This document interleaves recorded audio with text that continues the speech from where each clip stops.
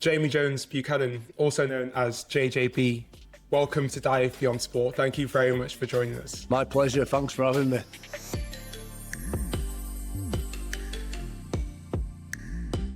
So, for those who aren't Northerners, like the three of us, for those who have no idea about rugby league and those who don't know who Jamie Jones-Buchanan is, could you give us your kind of elevator life story?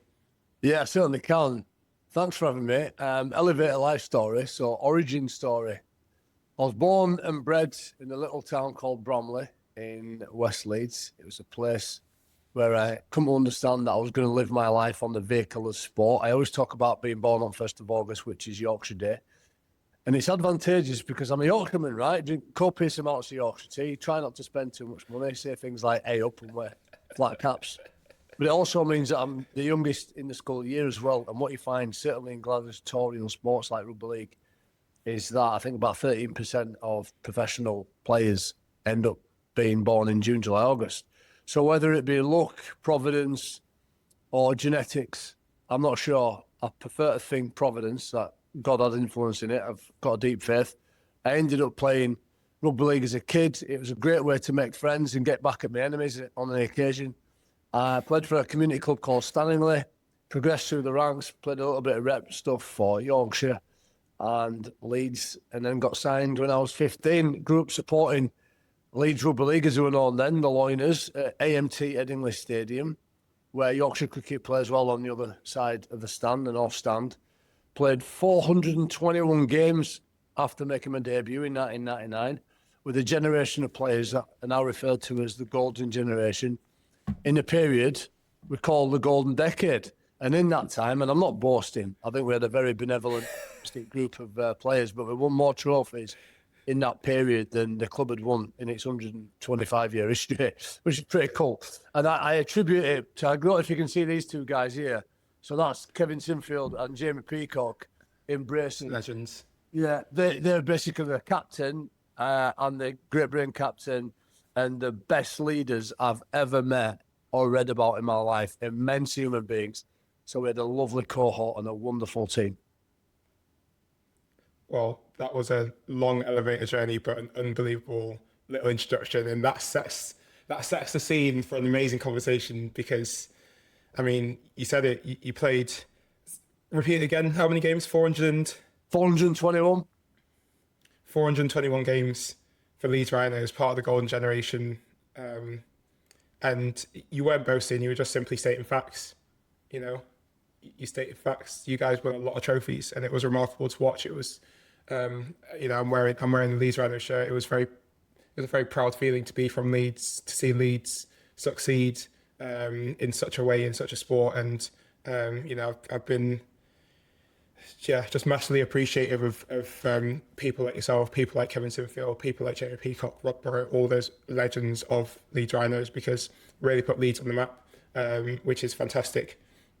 And it actually flows very nicely into my first question, which is, you are a one-club man. You were fiercely loyal to Leeds Rhinos. What did the club do for you? How did the club shape the person who you are today? I refer to Headingley as a diverse, inclusive, fertile flower bed of opportunity. And whenever I'm speaking, like I did last night, there was an event on, an awards event. And this event brought together a lot of Yorkshire businesses and charities as well. And the point I try and impress upon them is a lad who grew up, right?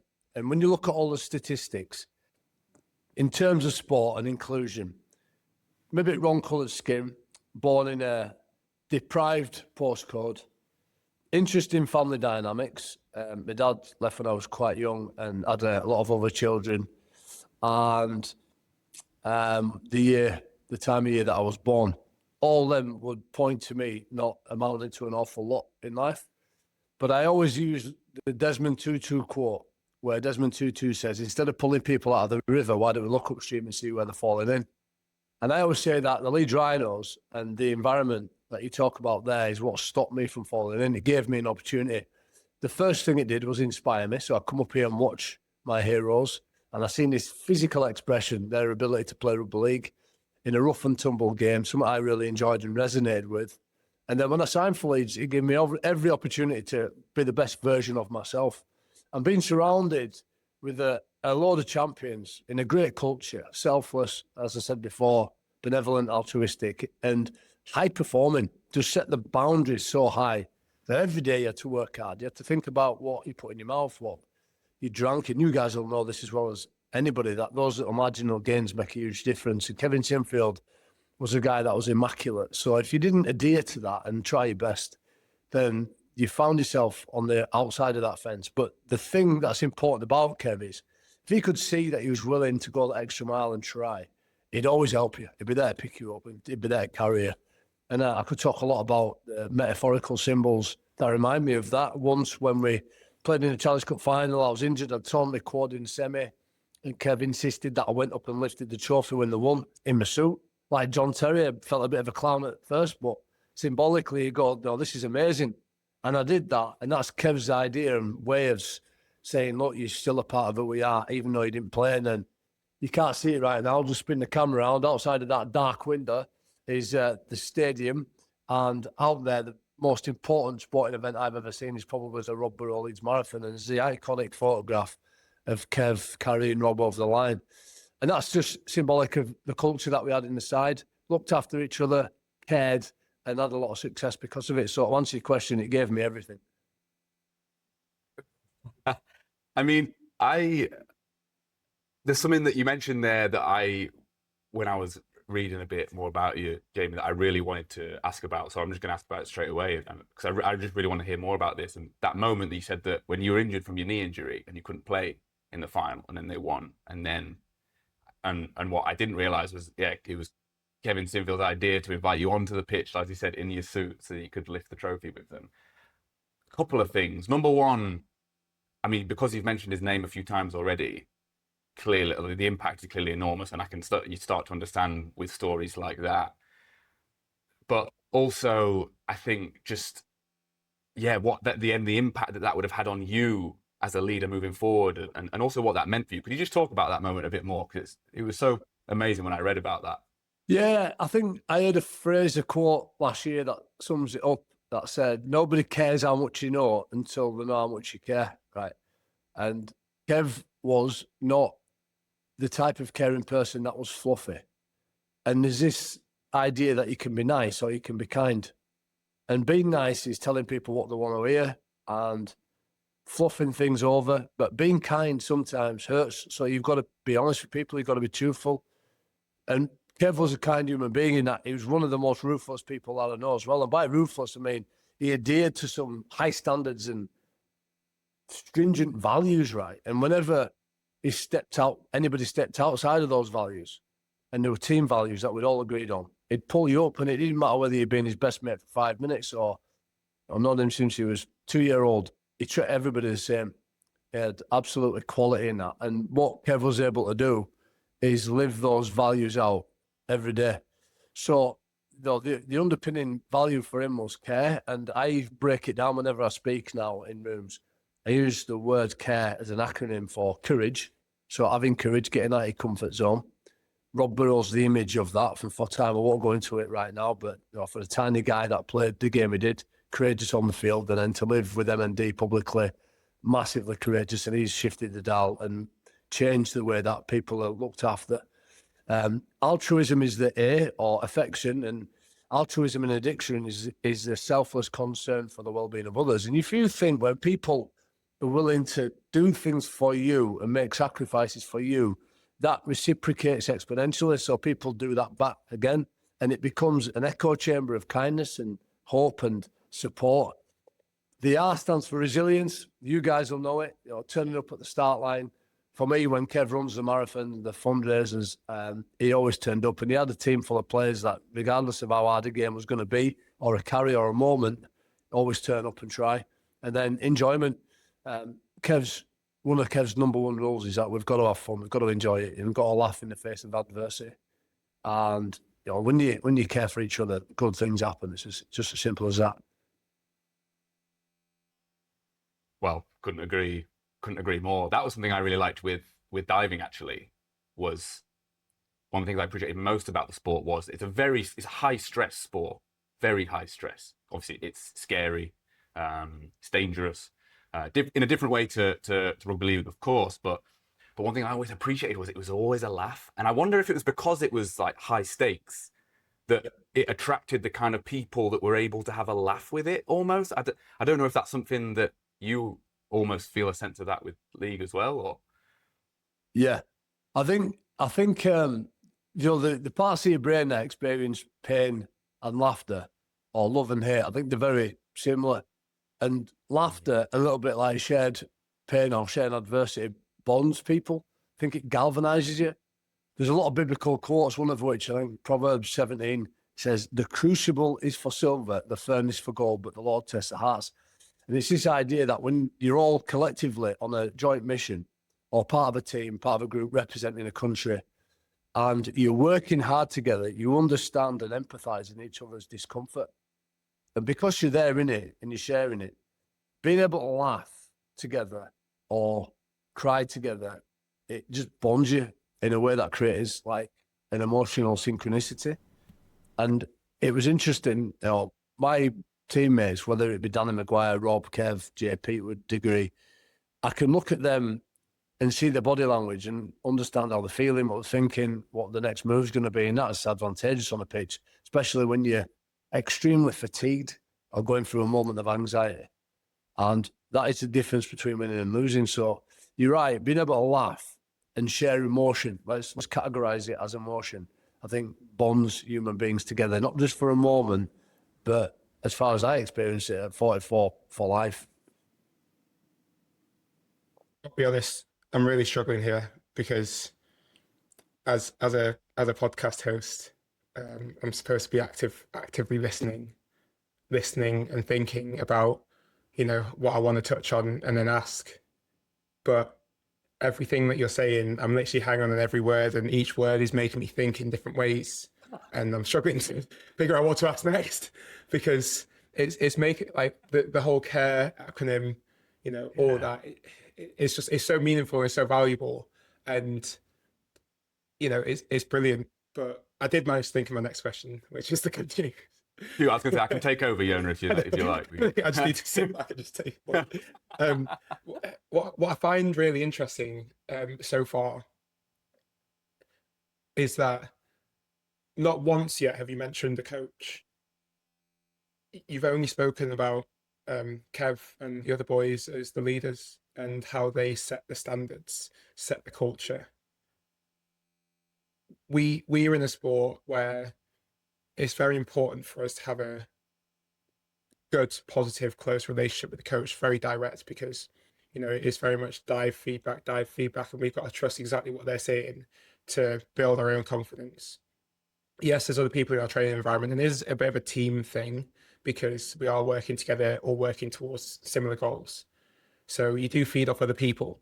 But when I reflect, for me, generally the coach is the most transformative person. But you've not mentioned the coach once, and I'm sure you've had many coaches during that period of time. Is it more important for a club to have the stability of a captain like Kev, or can the coach take that role? Does it matter? How much of an effect does it have if it's one versus the other? Yeah, it's a great question. And I think it probably perhaps comes down to leadership. And for you, the coach will be a leader to a degree. There's different types of leaders. So you've got your coach, you've got your mentor, you might have a teacher or a counsellor or an influencer, and they're all doing something very similar, but it's nuanced. Now, it's a good question because I've thought a great deal about it, and there's 3 coaches that I had during our more successful period. There was Tony Smith, who come in, and he inherited a bunch of very young, enthusiastic boys with a lot of plasticity and a growth mindset. So he'd tell you to do something and you'd do it. And he'd go right back to basics. And you want an old head that refused to undo old tricks. And we practice relentlessly the basics, got a fundamental basis. And even 10 years later, long after Tony Smith had left, a lot of that basic training that I think, I'm not a neuroscientist, but parts of your brain that hold that muscle memory, it stayed with me all the way through my career, right to the end, and I was still doing it then because it became a habit. In the midpoint, we had a guy called Brian McLennan, and he was a philosopher, so he wrapped a lot of stories around our journey, and the destination would have a metaphorical meaning or power and drive.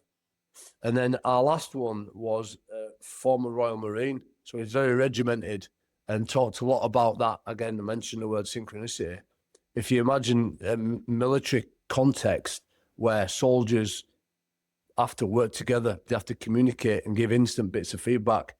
But I think all the way around it, they ring-fenced the culture and they managed the boundaries and made sure that the values that the team had set, which become those boundaries, were adhered to. And I guess they become an external referee. And of course, they analyse the opposition, they think about game plans, and they gave us a fresh insight as to how we might attack a game and some tips on how to get at certain players or players to look out for. But fundamentally, and I think the point that you try to get to here and ask is, it was the core that drove the team. So it coached itself. And an example might be on a Monday morning when you're talking about feedback, players would come in almost prepped, having watched their game over the weekend, and they'd put their hand up and they'd almost know and preempt the clips that the coach was going to show. And they'd say, yeah, I remember that, coach. I was stood too wide there. I've spoken to Joel, who was my centre, and we've just had a chat with it now.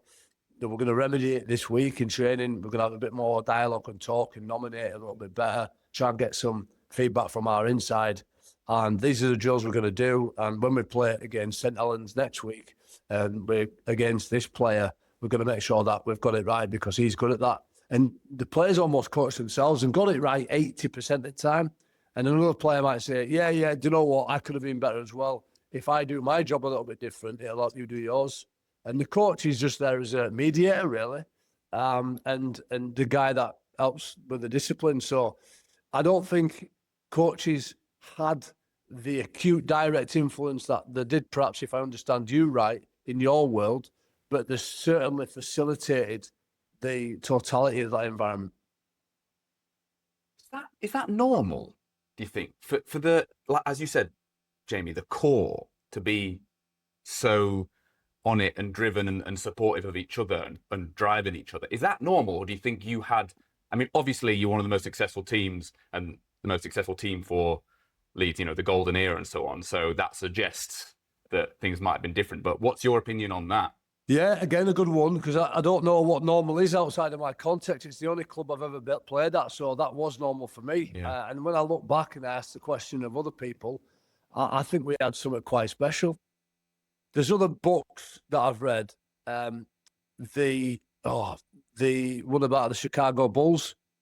The coach there, he talks about almost faith, like getting this spiritual level. And we had that as a team. And I think it came about as a consequence of playing together from such a young age. So we came to system and academy at sort of 15, 16, 17, 18. And we're still playing together in his early 30s. And you got to remember, you're not just playing on a weekend. You sat in changing room next to each other 5 days a week. And there's this repetition of behaviour and understanding, high performing.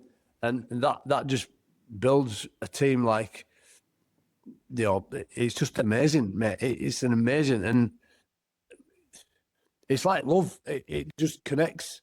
And it's an odd thing to think about and talk about, isn't it? The language that I'm using there. But there's this, in the first sense, call it agape. It's unconditional. It's just this deep bond that you have. And it never leaves you, by the way. I think even now, I don't miss playing, not for a minute, but I do miss, I don't miss playing because I'm still in that journey. It's just in a different arena. There's a couple of really important points to make, I think, that might resonate with your question. One is that Kev was a leader that created leaders, and he had the selflessness to say, do you know what? It's not my bag to lead here. This is more a Danny Maguire moment. So it tell Danny Maguire to step up and use his skills to take us forward. It might be a Jerry Peacock moment, and it allowed Jerry Peacock to run a session or facilitate a meeting.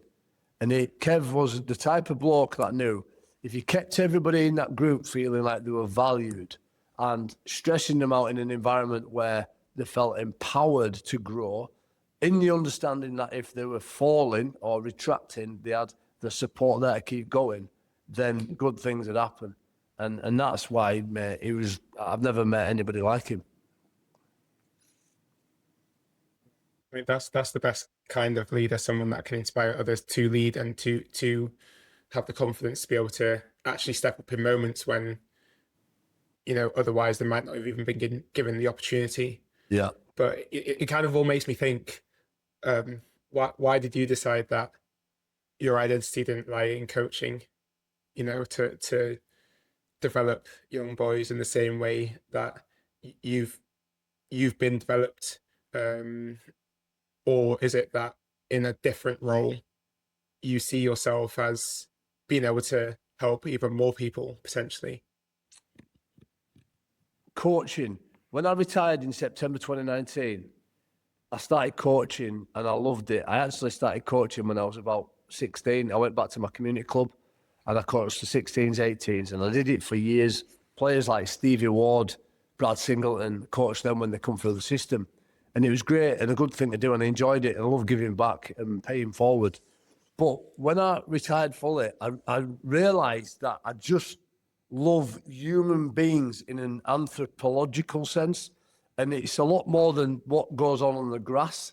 Like, for me, it was everything around the system. So when I referred to Headingley as a flower bed of opportunity, for want of a better metaphor, life is like a Garden of Eden. You've got different plants there that you could coach in a flower bed, but you've also got shrubs and you've got meadows and you've got trees. And all these things create the ecosystem. And then you've got the wildlife that comes in. You've got the bees that cross-pollinate. And all this invention and creation, it's the helicopter view that really interests me. And so now when I'm living my best life and enjoying my best days at the Rhinos, it's bringing together the Leeds Rhinos Foundation, whose mission and vision it is to change lives through the power of sport. And that means going out into the communities and thinking about social mobility, social impact, thinking about the criminal justice system. How can we help young people not fall into drugs and alcohol and knife crime? And if they have done, how can we help rehabilitate them using some of our elite players to be great role models and get them to give them messages of how to perhaps live and shape their lives and understand what their gifts are so they can give back. But then you go, well, actually, this all needs funding, so let's involve the local authorities and the combined authorities and see how helping our young people to thrive will save the NHS money in 10 years' time. And then you've got to bring the private sector in as well. There are businesses who come and sponsor big games, put their mark on LEDs, but also have got some CSR money to put into social mobility and provision so that we've got a rugby league development plan. And it becomes this mass ecosystem of perpetual motion. So you've got the grassroots feeding the clubs. Ultimately, the participation says that we just want people to enjoy themselves, right, and be physically healthy and create bonds. And the best of them who want to will go on maybe in elite playing professionalism. Others might go on into refereeing or coaching or being a physio. And it's just, it's too complex to manufacture. But I think, as in a garden, if you create the right conditions for success and you've got the right values, if you put seeds in, they will grow. And that's what, to me, is fascinating about life, is just seeing potential manifest itself. That's like so endearing. And that's why, just by the way, surely that's why podcast, right? Because you're interested in understanding how this all works and what are the clues that brings good things together. Oh, well, definitely. And I mean, sport, we both believe, and I think most people in sport believe, that it has an unbelievable power to do things like that, to be a force for good, to, as you said earlier, it's sort of can be the upstream fix to stop people jumping in the first place, to support young people. And I mean, I totally agree. And so you think that in your position and positions now, but obviously particularly as the CEO, rather than being a coach focusing on the day-to-day games and so on, you're able to see the bigger picture and therefore plant more of these seeds and support this environment that supports everyone? Yeah, I hope so. I think the challenge is we all have goals and aspirations, and what gets measured gets managed. So what you think is a win is what you will strive towards. And most things, even in your subconscious, will help you to get there. So what's important is helping everybody to see the goal, the big win for the club. What does success look like? And then when we're all on that journey together, when we're all on the Jim Collins bus, we'll do whatever we can, whatever it takes to get through the barriers and the challenges to get there. There's a famous story, I think, in the space race about a news team that went to NASA.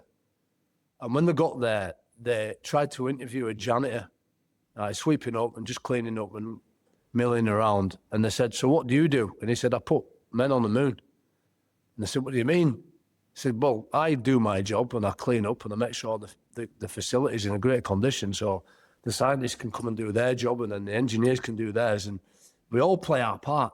We've all got the same job to put people on the moon, but we've just got different roles. And that's exactly what everybody, I believe, who were involved in the Leeds Rhinos have got as well. Now, it's important because if you ask a fan, what does good look like? Of course, they'll say it's winning trophies, being in finals, right?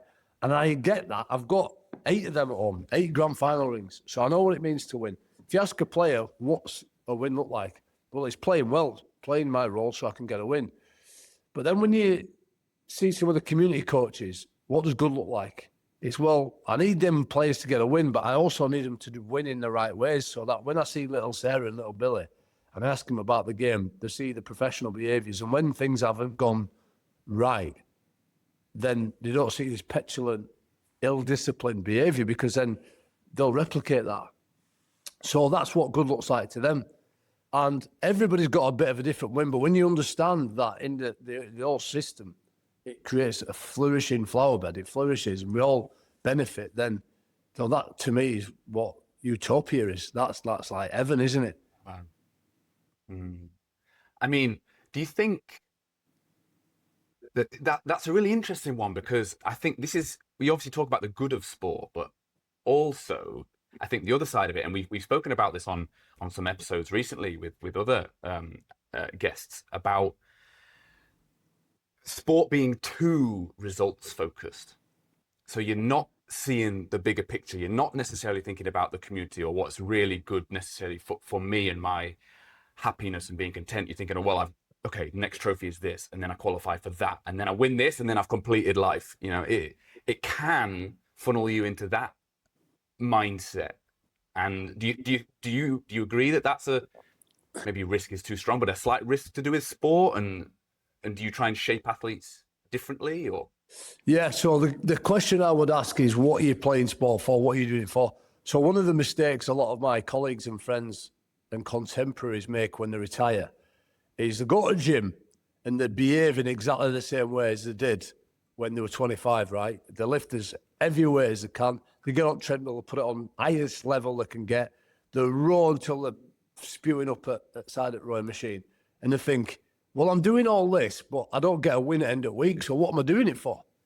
And then you've got to learn, right, that actually when you've retired, it's about health and well-being and the endorphins and all the good metrics that go with exercise. And that's probably a 6 or 7 out of 10 maximum. So I run every day pretty much, right? I averaged 7 miles a day last year. And if I don't go, I don't feel like I've had my breakfast, right? I haven't won the morning, I haven't set up my day, and it creates a fair bit of anxiety. I can't do it all the time in the morning because I might have to get up for a flight or a train at 5:30. And I ain't getting up at 4 o'clock to run because it into my sleep, which is also another health metric, right? So you've got to let go of that ego and just accept that 6 and 7 out of 10 is good enough. But if you're an elite athlete and what you want is gold medals and to write your name in history, then it's got to be results based. And that's going to be uncomfortable. There's going to be a lot of pressure. There's going to be a lot of expectation. And I've come to understand that we need to get comfortable with being uncomfortable if you want to achieve the highest echelons, because everybody's trying to achieve that. And the best of the best will get there. And it's the ones that are willing to make those incremental gains and the detailed sacrifices in all the little variables that feed into a pot that will ultimately get you a win, the ones that do that the best, and Kev was one of the best of them, will get you the wins, get you the spoils. And what you've got to remember as well is, and this is the beauty of team sports, different in individual sports, is that some days if you're 7 out of 10, it can be mitigated by other players around you who might be playing at 9 out of 10. So the challenge then is to be sacrificial. I once heard an athlete recently, actually, say that he didn't make sacrifices, he made choices. And I understood it because it was an individual sport. So he might make a choice not to go out with his friends on a Christmas party, for example, because he wants to train well the next day. The difference in a team sport is sometimes you can make a sacrifice that will be to the detriment of yourself, but it might help 10 of your teammates. So the net value is that 10 of your teammates are better, therefore the team's better. If you didn't do that and you did something for yourself, even if you got better by 2 points, 2 metrics, whatever you measure it in, then you're still going to have a lower net value. So making a sacrifice for your teammates is virtuous and advantageous in a team sport, whereas in an individual sport, you might have to make individual ones. But it all depends on what you want to achieve. And if I was to really dial in, again, and I'll stop talking in a second, I was at an event, a medical event recently that was talking about concussion in Rugby League and Union. There's been a lot of technology and a lot of concern about the welfare of players with dementia, Alzheimer's, CTE, and other neurological diseases and ailments post-playing career. And as a consequence, we've had to take measures in the game. For example, somebody gets a bang on the head. If they show any signs of concussion or they've been unconscious, they get taken off and wear instrumented mouth guards so they can tell on the computer straight away how big the impact is, almost taking a decision out of the player's hands so they don't feel this bravado and they need to continue to be tough. Back in my day, it was a little bit different. Right? If you could check it off and go, I'm all right, I can see 2 fingers, you can crack on, right? So Kevin Sinfield, I know I use his as an example a lot. He got knocked out in 2012 about, 20 minutes into the game. It's a head clash, a head-on-head. And I'm looking at him on the floor and his eyes are open and he's breathing autonomously, but he's not there, right? He's completely unconscious. And I'm not looking at him, as bad as this might sound, and I'm not looking at him thinking, mate, I hope you're all right. I believed and knew he was going to be all right. We're in a grand final. There's 60,000 people. This is what we spent all our lives training and playing for. I need him to get up and be all right and kick the ball around and march us around the field, put us in the right field position, help us to score tries. And that's exactly what he did. He got up and he didn't only just help us win the game, he got player of the match. And the England coach rang him up that night and said, I want you to be England captain. Now, if that had have happened in 2025, he'd have been brought off the field and he wouldn't have been able to play again. And he probably wouldn't have been able to go anywhere near a ball for 11 days. And that's the right thing to do. That's the moral thing to do. That's the caring thing to do, right? With what we understand about concussion now. But at the same time, that wouldn't have defined Kevin that moment. But I don't know if we'd have won that trophy that day. He certainly wouldn't have got player of the match, and he might not have been England captain. And that, looking back, would have changed the trajectory of his life. And there comes a point at which somebody's time on this planet has to be given to them in their hands to do what they want within the realms of,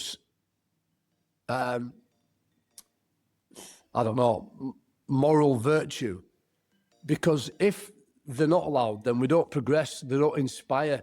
And all those characteristics that made Kev get up and do what he did in that moment are the same characteristics that help him to run 7 marathons in 7 days and shift the dial in a different world, in a different sector.